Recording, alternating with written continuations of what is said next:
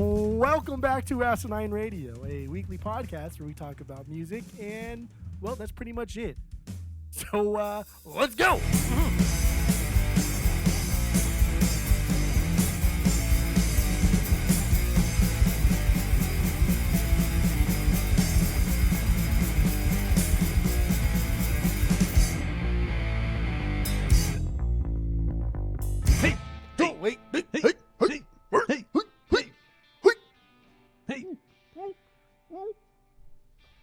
This is Asinine Radio. This is the weekly music podcast where every week we get into our Fearless Beer Review. We get into the vinyl stuff we picked up, stuff we've been listening to, Jeff's Record Store, Desert Grooves Records, huge shout out, and then we wrap it up with some new music and other happenings in the music world. My name is Tyler, and way out there, hundreds of miles away, is Jeff. While you're listening, go to Spotify, Apple Podcasts.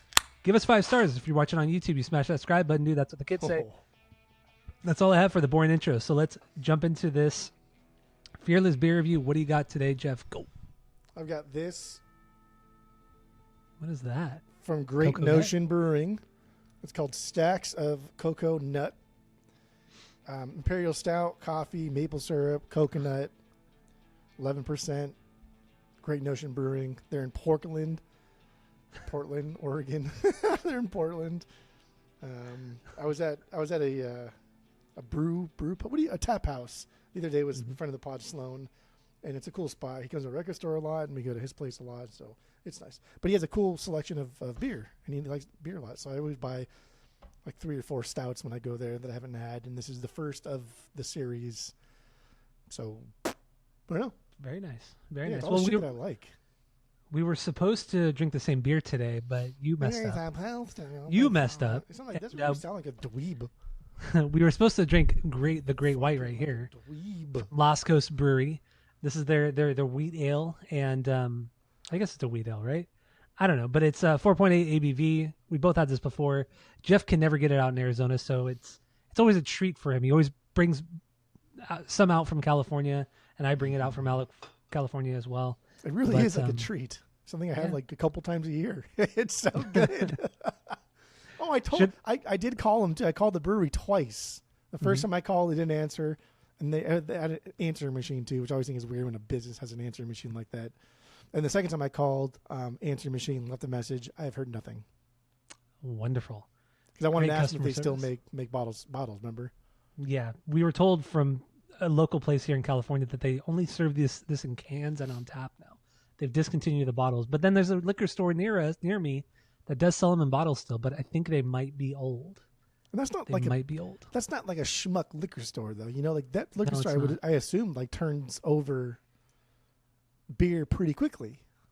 I would say the liquor store is better than like all the big spots like Bevmo, Total Wine, all that. Like for sure. They have they have so much stuff in that liquor store. They specialize in craft cheaper than beer. Bevmo. Yeah, it is. Yeah, Mr. K's. Dude. And then Mr. Bevmo has their shitty fucking rewards program where last time I went to Bevmo was a while ago, and I hate it. But I think it's for every $500 you spend, they give you like a $10 coupon or something. Oh my god! It's basically like I think it was like 1% is what it came out to. It was like, that is fucking trash, dude. Yeah, bad. That's really Fuck bad. off. All right. Should I drink this out of the bottle or should I pour it in a bottle? You gotta drink it out of a bottle. Okay. I guess I won't be able to see any floaties if I'm drinking it out of the bottle. That's why you drink out of a bottle. That's why you drink out of a bottle. Jesus Christ. Are you ready to start drinking? Let's tink 'em and drink 'em, baby girl. Oh, that's a good tink. Oh, some good tinks today. Good tinks tonight. Oh, girl. All right. So I saw your beer, and that is a dark bitch that you got right there. That is a dark bitch. That is straight up oil, you know. That shit that's white. That's crazy. I was gonna make an Iran joke, but anyway, what are you gonna rate the beer, or what do you think of the beer? What are you gonna rate it based off our world famous 3-point rating system, where 3 is a perfect beer, 2 is a good beer you're gonna continue to drink, 1 is a bad beer but give it a shot, and 0 is the drain pour. What do you got? Go.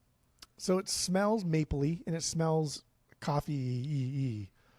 It tastes more coffee and coconut, and I don't really care for coconut. I like fake coconut taste, like coconut flavoring. And really, the only time I've ever had coconut is just we had the juice one time, I don't know if you were there. We drank coconut water, juice gross. at the. No, we had actual coke. I don't know if the coconut water is the same as the coconut juice from It's like the coconut. exact same thing. Yeah, Well, I'm pretty sure they put sugar in like the coconut water shit maybe. because we cracked open a coconut and there's not that much juice in it either. Fucking worthless. Took forever to get that thing in there or to get it out of there. But then we drank the coconut water straight from the coconut. It's like, this is fucking gross, bro. This is not good at all. So aside from that, and then like Almond Joys, I think is coconut flavored. I don't know. I don't really care for coconut, but I like a little bit of coconut in my stouts. I do, and I like There you this. It's there. It's in the back. It's not overpowering. You're getting heavy coffee notes, heavy maple notes. This is like breakfast in a cup here. It's 11% breakfast. Oh my god, you're gonna be toasty. We're recording 2 pods tonight. I know. We're doing 2 pods. I'm gonna slow it. I'm gonna slow it a little bit. I'm gonna let it warm. Let it get a little, ease up a little bit. And you got some Coors Light as your backy, I assume, or what do you got for your backup beer? Ultras. There you go. Something a bit lighter, driving beer, as friend of the pod Skip would say. Yes, Guy doesn't even drive. They are driving beers. He doesn't drive. No, he doesn't drive. Huh. Does not. All right. So my Great White. This is good. This tastes fresh. This does not taste like it has a bunch of floaties in it. It's not flat at all. It doesn't have that like wheat beers get that really kind of like mouthy feel to it. Like you get kind of like dry mouth after a while from drinking like bad wheat beer or old wheat beer. I don't get that at all from this. This tastes good, and there's no born on date, no expiration date, which is weird. But no, this is solid, good stuff. So I would give this a 2.5 out of 3 on a 3-point rating system. Not bad. It's okay to give it a little bit higher. No, 2.5 is solid, man. It's good. It's a good weedy. It's a good weedy. Orange weedy. You get threes out like they're fucking Halloween candies. Like people We all trick or know. treat at your door. We all not true. So I don't. Whatever. That's okay. All right. All right. So let's move on to the vinyl stuff we picked up, stuff we've been listening to, and your record store, Desert Grooves Records, huge shout out in Mesa, Arizona. Huge. What do you got? Go. Oh, there we go. This one, Tyler the Creator. Tyler the Creator. Almost said it a different way. That's fucking. I know. I almost said it. This is the quote unquote test pressing of this. And how many were pressed of that? 100,000. 100,000 test pressings were made of this. It's cool. This was my album of the year when it came out. This is my favorite Tyler album. I like this a lot. I think it's great. I think, Chromacopia. If I didn't say that already. You did not say that. Yeah, it kind of says on the cover. But anyway, it's Not the test everybody pressing. It kind of goes for a lot of money. I don't know why they made a lot of them, but some of the tracks are different. There's one track that is omitted. It has an extra track on it that the regular album does not have. And then like 5 or 6 of the songs either have an extra verse in place of a verse or just omitted a verse entirely and then but by like a guest vocalist, and then Tyler redoes it himself. So there's enough difference between this one and the regular that you could argue that you could have both versions, even though everything's now on Spotify, so who cares? No. And I only have this one for collectability, to be honest. If I didn't own a record store, a lot of the records I have I would not own. I would be buying represses. I'm not made of fucking money out here. Yeah, it's true. But yeah, it's cool. I like this record a lot. It's awesome. Very nice. What else you got?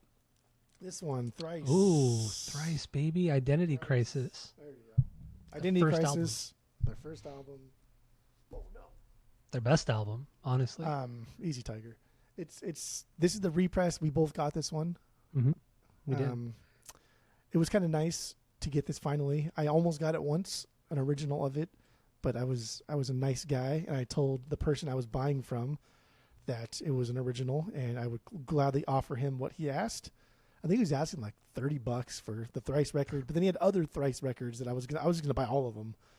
Mm-hmm. And then I was like, well, just so you know, like these are worth getting like good money. And then he reneged on the deal and then like quadrupled the price, and they still sold on OfferUp. But then I even asked him, I was like, dude, like, can you just give me Identity Crisis either for what you originally wanted to sell it to me for, or meet me halfway between retail and what you were going to sell it, or what you were originally selling it for. And it still would have been like $50 or $60, and he still made a bunch of money. And he straight up says like, nah. Mind you, an OG of Identity Crisis is not really an OG because it was pressed for the first time in like 2011. when the record came out in 2000 or 2001. So that's not an original press. The first. It's not an pressing is original. No. Well, I mean, you know what I'm saying. Get the fuck out of here. Fuck out of here. It wasn't pressed originally when the album came out. And I agree. It's hard to pay, like Wooden Toe, right? Like Wooden Toe wasn't pressed till almost 10 years after it came out. But like they still go for a lot of money, and it's like, dude, come on, bro. You know what I mean? Yeah. Come on. I know. And now, like, nobody wants this. Every time we had Thrice in our store, like, it would sell instantly. And I bought 2 of these, one for me, one for the store. And maybe it's sold now. I don't think it's sold yet. But it's like, fuck out of here. People are ridiculous. It's such a good record. You always ask for so much stuff, and then we get it, and then nobody wants to cough up the money for it. Just saying. And it's not like you guys are expensive because you aren't at all. Like, you guys are very, very affordable. Very, very reasonable. And we hook people up. We cut people deals all the time. We're very good to our people, okay? Mm-hmm. But they're not very good to us. No, they're good to us. They're cool. All right, I've seen better. Anyway, reggae. What is it? This is Scooby Doo. His name's Yabby U. That's not his real name. That's his nickname. This is his 3rd record, "Deliver Me from My Enemies," 1977. Guy's from Jamaica, obviously reggae. He was popular in the 70s. This may not be his best record, but this is one of his more popular ones. His first record is fucking phenomenal. This got Sly and Robbie on the rhythm, and it's good roots reggae. One of these tracks was on that Babylon soundtrack too, so that's how I heard about him, was through that soundtrack many moons ago. But this is an original. I got this one from Grace. I think this is the last thing they got from Grace reggae wise that I've not brought to the pod. But anyway, Strong Harms, dude, strong rhythm section. And when we did, who did we do? I think we did Peter Tosh, and we were not that impressed by a lot of Sly and Robbie stuff. Yeah. I think it's because they do a lot of things. And so when you're on, hundreds of records, they can't all be bangers. They can't all be zingers. Yes. And so it's, when you get one, I think they're great on this one. So that's what I was trying to get at. But anyway, check it out. Good. I feel like reggae. What did you get it from, Grace? Yeah. Right? It was pricey. You and your fucking pricey. That's the only genre of music that you'll pay a lot of money for. Yeah. Is reggae. I don't know why. Dude, I don't know why. It's the only genre. Because it's fucking rare and it's good. And I don't know, it's good. It's so bizarre. Hip hop too. If I see like good hip hop, I'll always throw down for good hip hop. Yeah, you're right. You're Hella Nasty. I thought about it. I was like, nah, it's right here. And it's a good price too. Which is so weird because the Hella Nasty OG was a good price. Like, that's what I would have sold it for at my shop, too. But that Iowa, was Iowa sealed? Do you remember? No, it wasn't sealed. The Slipknot's Iowa, no. I don't know why it was so expensive. That was, like, objectively way too expensive, even by California standards. Yeah, it was pricey. Anyway, last thing here, Gojira's. Gojira, the Link Alive. This is their first live record. Encompasses both their first 2 records. This is the one that I've told you to listen to a bunch of times. One of the other listeners was also like, yeah, dude, you should listen to it. It's fucking good. You probably still have not listened to it. I have listened to it. Yes, I have. If I saw it in the wild, I'd pick it up. I know you don't have any more copies in your store. I would certainly get it. I know. And you slept on it, but God, I slept on it because I hadn't listened to it yet. It's so good. Like I enjoy this listen more than I enjoy their first 2 records, listening through them, and they're really, really good. I love their first record, but they play them fucking faster. They play them harder. There's a full 2-minute drum solo. It is incredible. It is such a good live record. It's the problem though is just one of those records that just plays quiet. Doesn't sound bad at all. It's just it plays a little quiet, and that's kind of annoying. Got to get up, turn it up, crank it up a little bit. Especially for a metal record too. Like, damn, because I gotta go turn it down. All right, they turned it up. They turned up my metal record. Come on, bro. Come on. But anyway, that's all I got. All goodies. Okay. So I got 3 things here. This first one I got from your record store, Desert Grooves Records. Huge shout out. I was just sitting in a bin, and I know this band always sells, but for some reason you had one in your possession. Grateful Dead. Europe 72 live record, triple album. I Am a Dead Man Now, kind of. I like some of their music. Sells. Oh, I thought they did. No, we cannot give that shit away. It's fucking annoying. Oh, well, okay. Well, anyway, I got this one, Europe 72. Like I said, triple live record. It's killer. Honestly, I never got bored listening to this. I've listened to it on Spotify a few times. and that's what made me want to get it on vinyl. And yeah, just it never really. There's no lull in the whole record. I still don't think Jerry Garcia. I still don't really like his vocals, but the jams and all that just make up for all of it. I still can't get into their studio stuff. I've tried, but their live stuff is where it's at, and I know most fans agree with that. I mean, I think like all fans of the Grateful Dead agree with that. I still like their studio stuff. You chose China Cat Sunflower in case anybody was wondering which one. That's on my playlist. Written by Robert Hunter and Jerry Garcia. But that one's cool because Bob Weir and Jerry both come in the same time with kind of like a dueling guitar thing. And the track itself, I think it's from Oxomoxo, their second record. But on the studio recording, it's only like 2 or 3 minutes. But that live version you have is like 5 or 6 minutes. But then it became like a staple. So they would either, I think they butted up against either with Saint Stephen or something else too, that it would be like this interlude thing. I think it was I Know You Writer. So there would be this interlude thing. So they would change the key sometimes depending on what song came after it.